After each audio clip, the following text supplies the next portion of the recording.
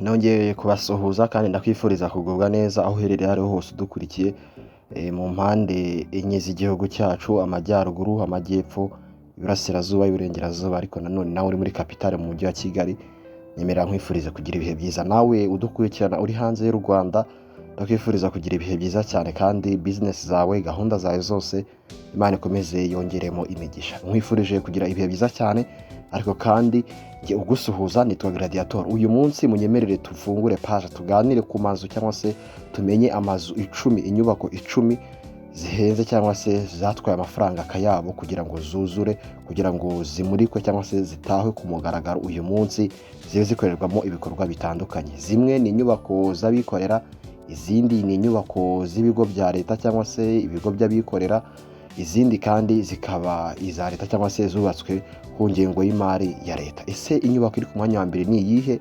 Ese mu by'ukuri yatwaye amafaranga angahe?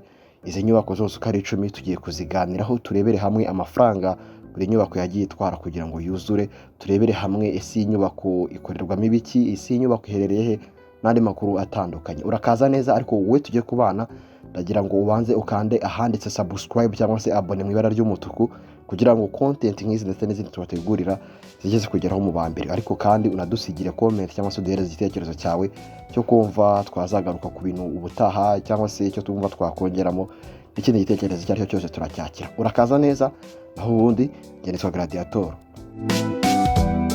Dutangira n'uru rutonde ku mwanya wa 10 rero turahasanga inyubako ya MIC cyangwa se Muhima Investment Company. Iyi ni inyubako iherereye mu mujyi wa Kigali.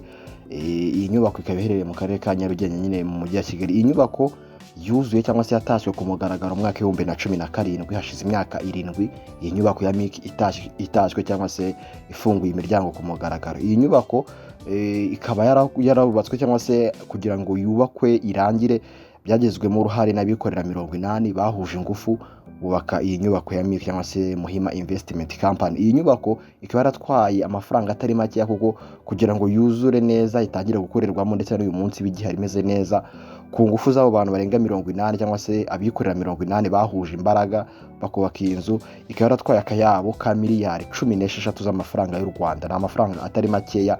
Ikaba ariyo nzu ya 10 cyangwa se inyubako ya 10 iza ku rutonde rw'inyubako zihenze cyangwa se zuzuye zitwaye akayabo k'amafaranga muri uru Rwanda rwacu. Iyi nyubako yitwa MIC cyangwa se Muhima Investment Company nk'uko nabigarutseho, ni inyubako yubatswe n'abikorera 80 bahuje ingufu.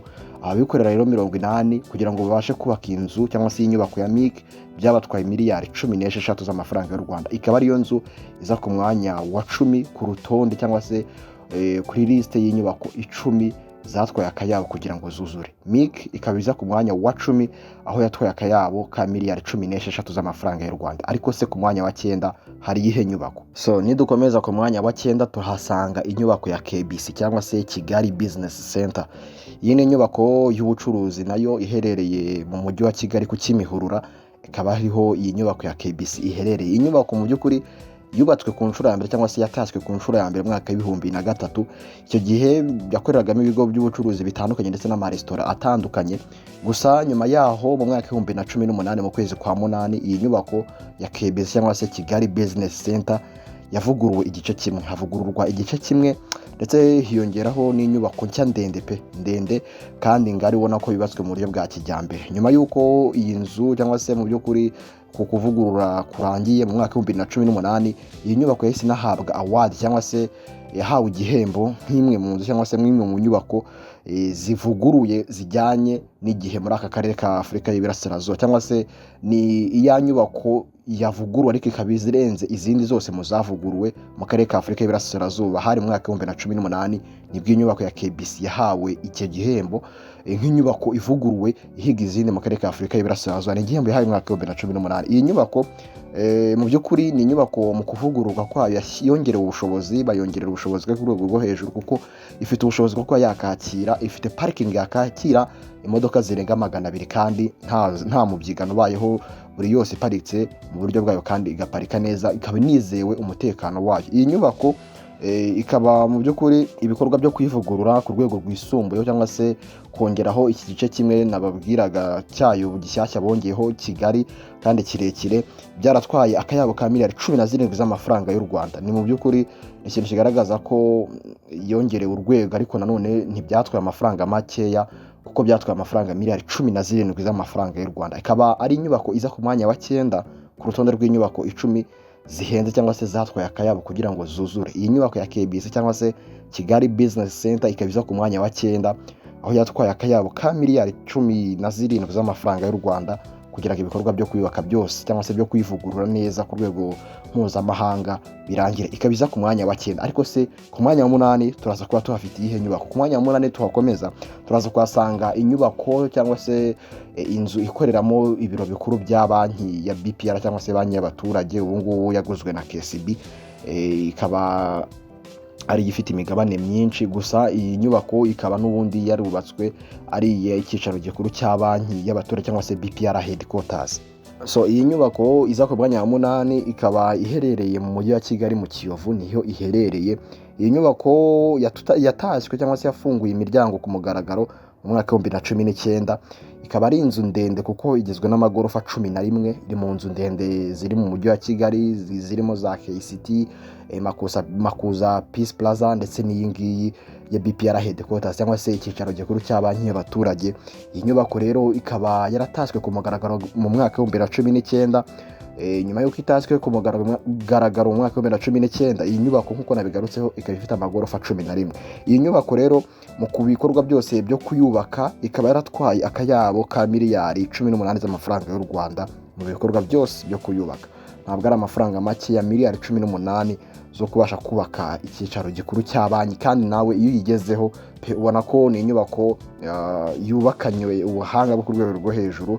Ubona ko ari inyubako iteye imbere cyangwa se iri ku rwego rura advanced kandi ijyanye n'amajyambere u Rwanda rurimo ruraganamo. Iyi nyubako rero ikaba iza ku mwanya wa 8 ku rutonde rw'inyubako 10 zihenze cyangwa se zatwaye akayabo mu kuzubaka cyangwa se mu kuzitunganya. Iyi nyubako ya BPR headquarters cyangwa se icyicaro gikuru cy'abanki y'abaturage kikaba cyaratwaye miliyari 18 z'amafaranga y'u Rwanda mu bikorwa byose byo kuyubaka. Ibi bikaba biyishyira ku mwanya wa 8 ku rutonde rw'inyubako 10 zihenze mu Rwanda. Ariko se ku mwanya wa 7 turahasanga iyihe nyubako? So nidukomeza ku mwanya wa 7 rero turahasanga inyubako ya Kigali City Tower cyangwa se KCT uko benshi bakunda kuyita rwose. Iyi nyubako ya KCT rero ikaba ari nayo nyubako ndende mu Rwanda dufite, by'umwihariko ikaba ari nayo navuga ngo nyubako mu myaka y'ibihumbi 2015 2013 yari nyubako y'icyitegererezo cyane mu Rwanda. Iyi nyubako ikaba iherereye mu karere ka Nyarugenge mu mujyi wa Kigali. Ikaba ari inyubako y'ubucuruzi yatangiye kubakwa mu mwaka wa 2006, nibwo ibikorwa byo kubaka iyi nyubako byatangiye, gusa biza kurangira cyangwa se iza gutahwa ku mugaragaro mu mwaka wa 2011. Iyi nyubako ikaba ifite amagorofa cyangwa se igeretse inshuro 20, ni nawo muturirwa dufite wo ku rwego rwo hejuru. Ikaba igeretse inshuro 20 cyangwa se ifite amagorofa 20. Iyi nyubako ya Kigali City Tower, iyi nyubako ibikorwa byose byo kuyubaka guhera mu mwaka wa 2006 kugeza mu mwaka wa 2011 bikaba byaratwaye amafaranga mu byo kuri akayabo pe, kuko yatwaye akayabo k'amafaranga miliyari 20 z'amafaranga y'u Rwanda mu bikorwa byose byo kuyubaka. Iyi nyubako ya Kigali City Tower ikaba iza ku mwanya wa 7 ku rutonde rw'inyubako cyangwa se inzu 10 mu Rwanda zatwaye amafaranga menshi mu kuzubaka. Ikaba iza ku mwanya wa 7 aho yatwaye miliyari 20 z'amafaranga y'u Rwanda. Mu madolari yaba miliyoni 20, gusa iyo yashyize mu manyarwanda ahita aba miliyari 20 z'amafaranga y'u Rwanda yatwaye kugira ngo iyi nyubako ya Kigali City Tower yuzure neza, ibimeze neza cyane kuri uyu munsi. Ikaba iza ku mwanya wa 7 nk'uko nagiye mbigarukaho, aho yatwaye akayabo ka miliyari 20 z'amafaranga y'u Rwanda kugira ngo yuzure, kuko ibikorwa byayo byo kuyubaka byatangiye mu mwaka wa 2006 biza gushyirwa akadomo mu mwaka wa 2011. Tuve ku mwanya wa 7 twerekeze ku mwanya wa 6, turahasanga naho indi nyubako yo ku rwego rwo hejuru, inyubako ijyanye n'icyerekezo u Rwanda ruganamo, inyubako mu by'ukuri ubona ko yitondewe kandi iri mu murongo mwiza w'amajyambere igihugu cyacu kirimo kiganamo. Ku mwanya wa 6 turahasanga yihe nyubako? So nidukomeza ku mwanya wa 6 rero turahasanga inyubako ya Chic. Ni inyubako y'ubucuruzi cyangwa se ni inzu y'ubucuruzi iherereye mu mujyi wa Kigali. Iyi nyubako ikaba yarubatswe cyangwa se ibikorwa byo kuyubaka byagizwemo uruhare n'abacuruzi 56. Abacuruzi bishyize hamwe bahuza ingufu bubaka iyi nyubako. Iyi nyubako by'umwihariko ikaba yaratashywe ku mugaragaro na nyakubahwa Perezida wa Repubulika Paul Kagame hari mu mwaka w'2016 nibwo yafunguye imiryango iyi nyubako ya Chic. Iyi nyubako ikaba ikoreramo ibigo ndetse n'abacuruzi banyuranye n'amabizinesi anyuranye.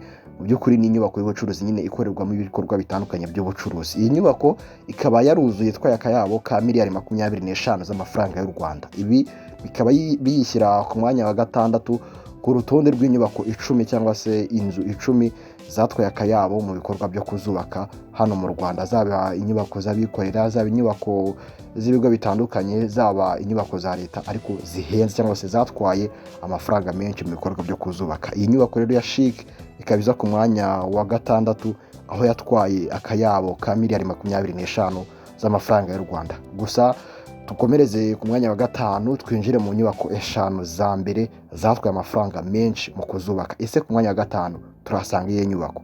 Nidukomeza rero ku mwanya wa 5 turahasanga inyubako ya hoteli Ubumwe cyangwa se iyi nyubako mu magambo yandi cyangwa se uko benshi bayizi ikaba yitwa Ubumwe Grand Hotel. Niyo nyubako iza ku mwanya wa 5 mu nyubako zatwaye amafaranga menshi cyangwa se inyubako zihenze hano mu Rwanda.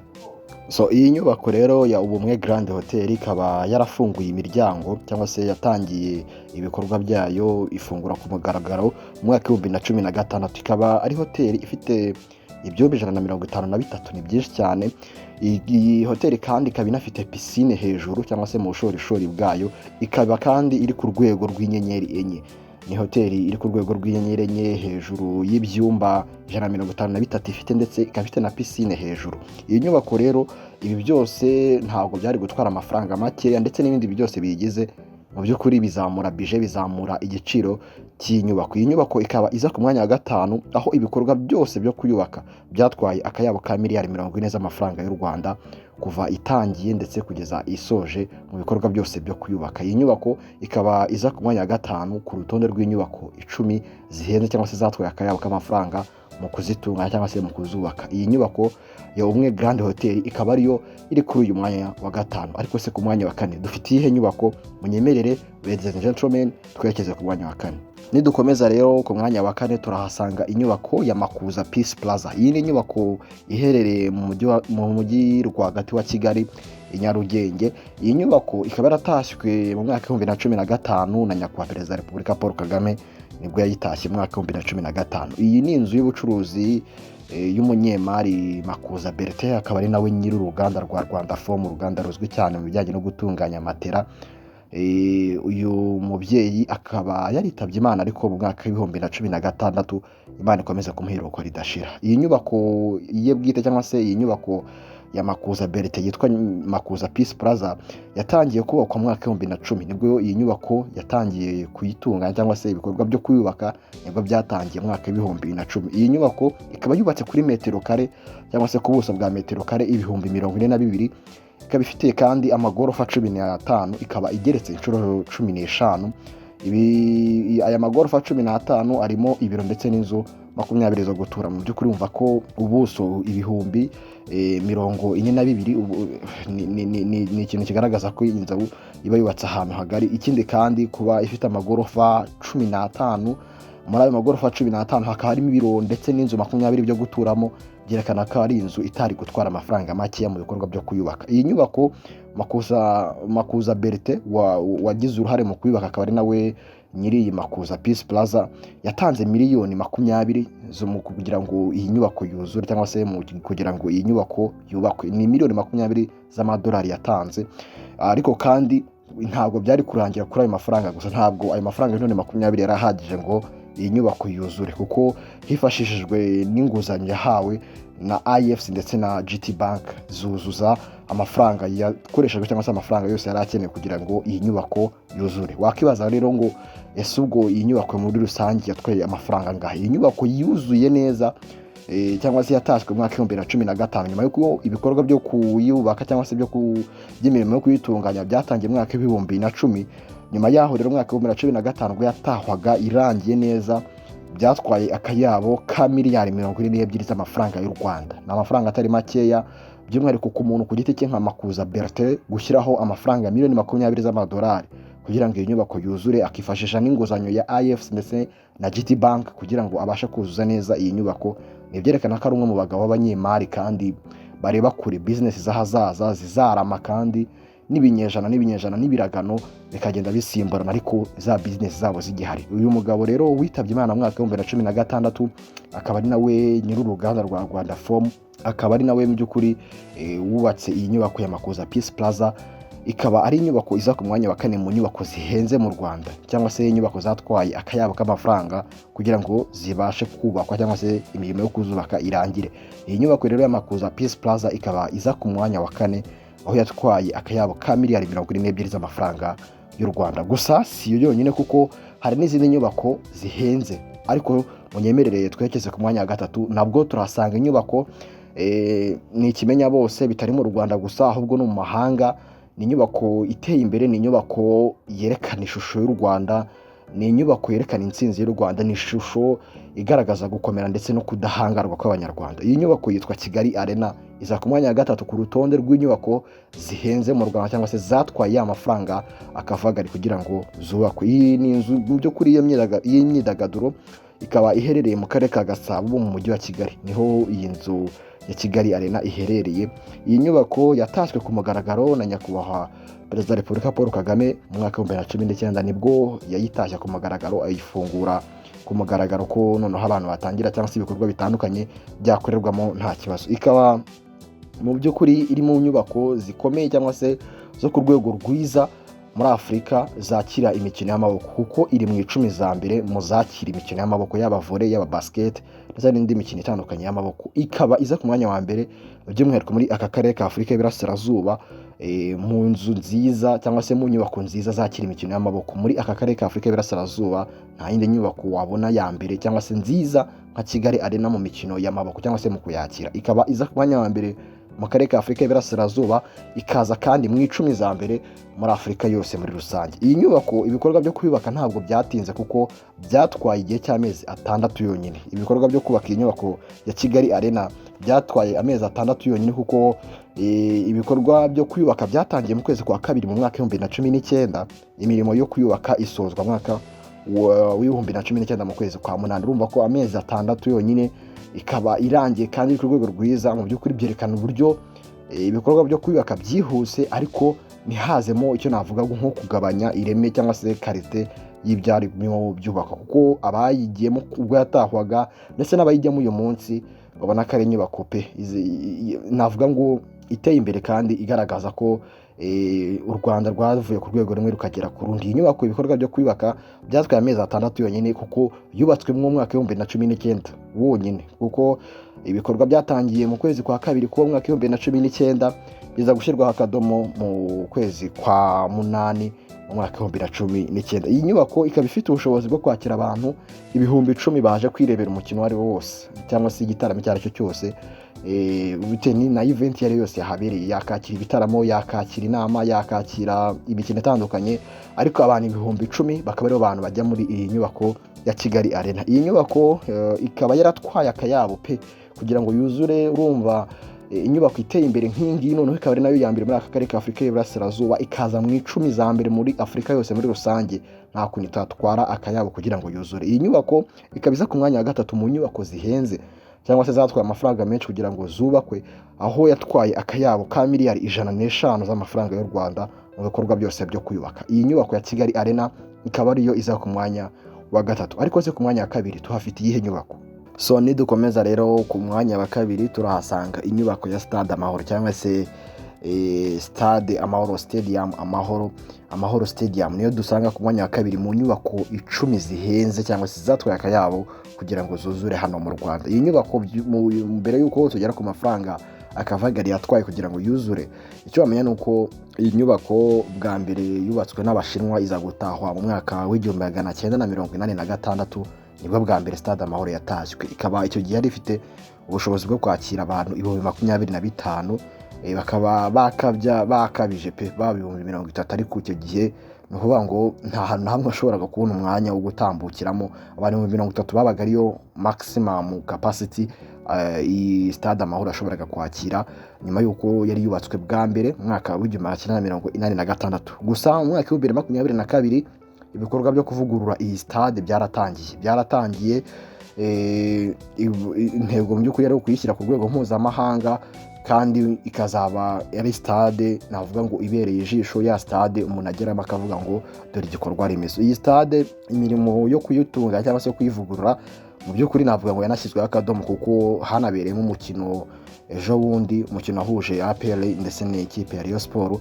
Gusa igikorwa cyo kuyitaha ku mugaragaro ku rwego rw'igihugu kikaba gitegerejwe ku itariki 4 z'ukwezi kwa karindwi umwaka w'2024. Muri uyu mwaka ni n'umunsi by'umwihariko mu Rwanda twizihizaho umunsi wo kwibohora kw'igihugu cyacu. Uyu munsi w'itariki 4 z'ukwezi kwa karindwi akaba ari bwo biteganyijwe ko iyi stade Amahoro izatahwa cyangwa se izamurikwa ku mugaragaro. Gusa ibi ntibibuza ko mu minsi yatambutse habereyemo umukino navuga ngo nko kuyitaha, ariko hakorwa igerageza cyangwa se tureba muri rusange ese iyi stade abantu bazicara bate, ibintu nk'ibyo ngibyo. Hakaba harabereyemo umukino nyine wa Rayon Sport ndetse na APR FC. Nyuma y'ibyo ngibyo rero iyi stade ikaba yakira abantu ibihumbi 45 bicaye neza, kuko ni stade abagiyemo ku mukino wa Rayon Sport na APR twakemeranya ko ni imwe muri stade nziza pe nziza. Nubwo kwinjira byari mu byigano, ariko wageraga imbere muri stade ukumva roho yawe iratuje, ukumva umutima uraruhutse biturutse ku gikorwa remezo urimo urabona. Ni stade nziza cyane imbere. Harimo navuga ngo amabara aho kwiyakirira, ni ukuvuga ngo ni hahantu wasohokera ukaba utagiye no kureba umupira, ahubwo ugiye no kuba wakishimisha mu bundi buryo. Ni stade ugeramo sound yayo iri ku rwego rwo hejuru, aho waba wicaye hose umuyimsi aravuga ukamwumva. Ikindi kandi ni stade yubatse ku buryo amatara yayo arabonesha neza, ni ukuvuga ngo nta kintu na kimwe kibera mu kibuga cyagucika. Ikindi kandi aho waba wicaye hose urareba umukino neza, nta kibazo na kimwe, umukino uramureba ukamumenya. Ikindi kandi cyiza ikaba ari ya stade itwikiriye hose, aho waba wicaye hose nta mvura nta zuba rikuvira. Mu by'ukuri ni stade nziza cyane iri ku rwego rwiza. Ntekereza ko kimwe mu bikorwa remezo rwo ku rwego rwo hejuru u Rwanda rugize muri iyi myaka ya vuba. Iyi stade ikaba mu by'ukuri cyerekana uburyo inahambaye cyangwa se iri ku rwego rwiza.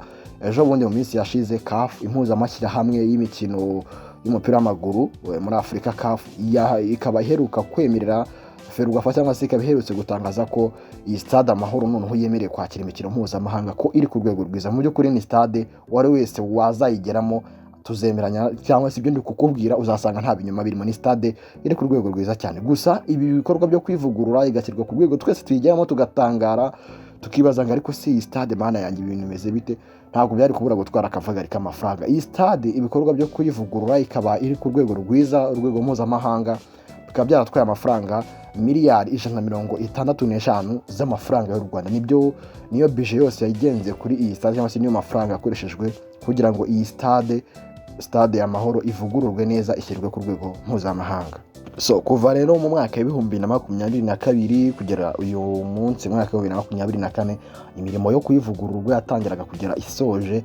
Iyi stade Amahoro ikaba yaratwaye akayabo, cyangwa se ibikorwa byo kwivugurura bikaba byaratwaye akayabo ka miliyari 165 z'amafaranga y'u Rwanda. Ibi bikaba biyitereka ku mwanya wa kabiri mu nyubako 10 zihenze, cyangwa se inyubako 10 zatwaye amafaranga menshi kugira ngo zuzure ariko hano mu Rwanda. Reka twerekeze ku mwanya wa mbere turebere hamwe ese ni ihe nyubako yatwaye amafaranga menshi, niyo nyubako ihenze hano mu Rwanda. Inyubako dusanga ku mwanya wa mbere ni inyubako ya Kigali Convention Center. Iyi nyubako yatashywe ku mugaragaro mu mwaka wa 2016, ifungurwa ku mugaragaro na nyakubahwa Perezida wa Repubulika Paul Kagame hari mu mwaka wa 2016. Iyi nyubako ikaba iherereye i Kigali mu karere ka Gasabo ku Kimihurura.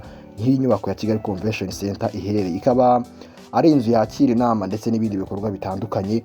Ikaba kandi igaragiwe na Radisson Blu Hotel, ikaba ari imwe muri hoteli nziza cyane ziri ku rwego mpuzamahanga. Mu kuyitaha ku mugaragaro, nyakubahwa Perezida wa Repubulika Paul Kagame mu ijambo rye yavuze bataha iyi hoteli, mu by'ukuri yavuze ko iyi Kigali Convention Center ari intsinzi y'Abanyarwanda, kuko iyi nyubako mu kuyuzura cyangwa se kubona yuzuye byatwaye ingufu nyinshi, kuko hari inshuro leta y'u Rwanda yagiye igerageza kugira ngo inyubako yuzure bikananirana, bitari rimwe, bitari kabiri, ndetse bitari na gatatu, ariko ku nshuro ya kane bashyizemo ingufu zose zishoboka, leta y'u Rwanda ibasha kuzuza cyangwa se ibasha kubona iyi nyubako ya Kigali Convention Center yuzuye neza. Gusa ni ibintu bitari byoroshye, kuko urumva inshuro ya mbere byaranze, iya kabiri biranga, iya gatatu biranga, gusa ku nshuro ya kane baragerageza bashyiramo ingufu, birangira imirimo yo kubaka iyi nzu ya Kigali Convention Center irangiye, kandi iyi nzu iruzura neza, igenda neza cyane. Iyi nzu kuva yataha mu mwaka wa 2016 imaze kwakira inama nyinshi pe,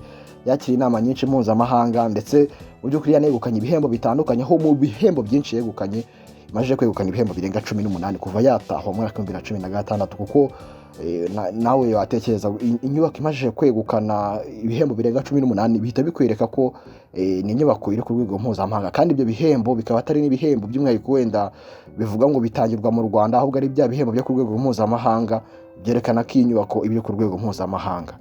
Gusa iyi nyubako ya Kigali Convention Center imirimo yo kuyubaka ikaba yaratangiye mu mwaka wa 2009, igenda isimburana aho ba rwiyemezamirimo mu kuyubaka. Gusa sosiyete yitwa Suma ari nayo yubatse Stade Amahoro, niyo yasoje imirimo yo kubaka Kigali Convention Center. Ikaba ari sosiyete y'Abanyaturukiya ikomeye cyane mu byo kubaka, ikaba ari nayo yubatse Stade Amahoro. Iyi sosiyete rero niyo yasoje imirimo yo kubaka iyi Kigali Convention Center. Yari yaratangiye mu mwaka wa 2009, ku nshuro ya mbere kuyuzuza bikanga, inshuro ya kabiri ntibikunde, inshuro ya gatatu ntibikunde, ariko ku nshuro ya kane biza gukunda, by'umwihariko harimo iyi sosiyete ya Suma y'Abanyaturukiya ibasha kuzuza neza iyi Kigali Convention Center. Iyi nyubako ikaba yubatse ku buso bwa metero kare ibihumbi 32, nibwo buso iyi nyubako ya Kigali Convention Center yubatseho. Inyubako ya Kigali Convention Center kandi ikaba ifite ibyumba 291. Muri ibi byumba hakaba harimo ibyumba 201 bisanzwe cyangwa se biriregira cyangwa se by'uwari we wese.